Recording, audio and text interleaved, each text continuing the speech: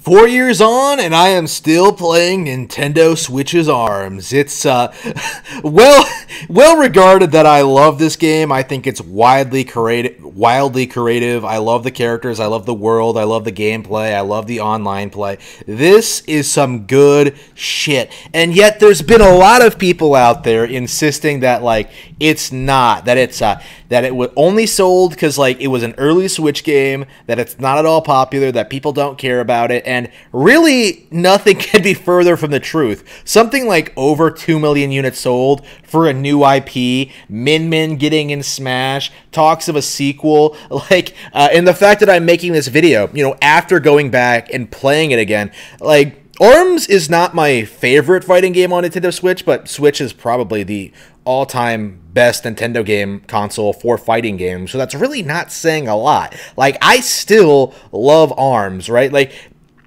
This is, without a doubt, the most creative and original fighting game in possibly ever. I can't think of any other fighting game that completely rethought the fighting game formula in this fashion.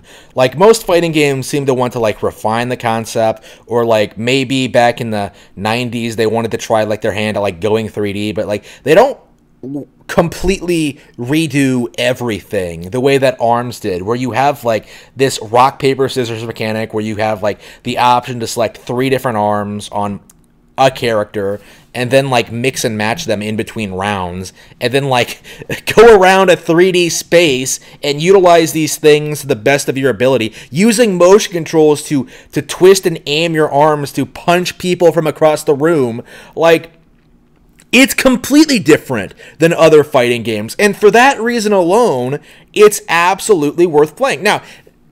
Now the difficulty is great. There's a lot of utility. There's a lot of tech. There's a lot of mechanics here that casual players may not know about. But there's been a lot of discussion regarding the game's content, or the lack thereof, and I find the concept completely laughable, considering just how even today you can easily just hop online and find people playing the game. People never stop playing it. The people who bought and played this and really enjoyed it stuck with it. Why? Because it's so creative and original. It is a fantastic fighting game, well worth your time. If you haven't checked it out, I highly recommend it. Nintendo released a Nintendo Switch Online event a while back where you could play the game for free. They might do it again at some point. If you haven't played the game already, I highly recommend it. The single player has a lot of... The single player has a great AI, right? The characters are really well-rounded. They're all diverse. They're all interesting in their own ways. They all have different abilities, and everyone's going to have their favorite play style, and developing it is a lot of fun.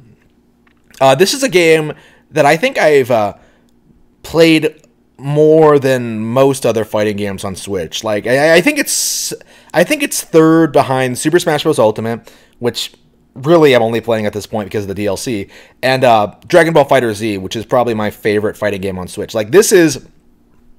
This is a great fighting game in its own right. It's not just a gimmick. It's not just an early launch game. This is an IP that I want to see continue. This is an IP that I want to see a sequel to. This is an IP that I want to see more of. I want to see Nintendo flesh this idea out more and make it more interesting, and keep people invested in it.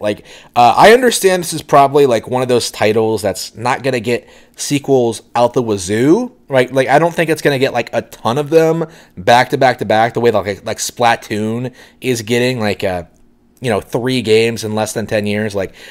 Maybe we'll get ARMS 2 in I don't know, 2027 or something like that. I think it is going to happen. I think we are going to get a sequel to this, and I think it's just going to be just as good, if not better, than the first.